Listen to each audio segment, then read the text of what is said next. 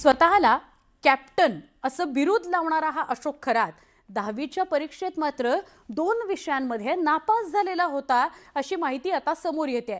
विशेष म्हणजे खरात हा जन्मतारीख सांगितल्यावर अंकशास्त्राचा अभ्यास असल्याचं सांगून वार आणि भविष्य सांगत होता। तो खरातच 10वीच्या परीक्षेत गणित विषयात चक्क नापास आहे। अशोक खरात याचे मूळ गाव सिन्नर तालुक्यातील कहाडळवाडी। तो शिक्षणाकरता वावी या शाळेत येत होता।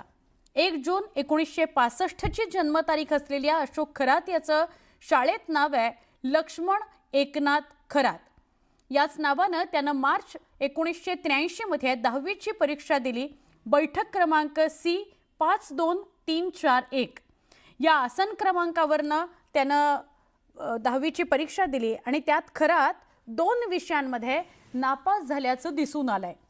खरात याला मराठी विषयामध्ये 39 मार्क होते, इंग्रजीमध्ये 37, गणितामध्ये फक्त 28, विज्ञानमध्ये 62, समाजशास्त्रात 38, हिंदीमध्ये 47 असे एकूण 10वी मध्ये 251 गुण त्याला मिळाले होते।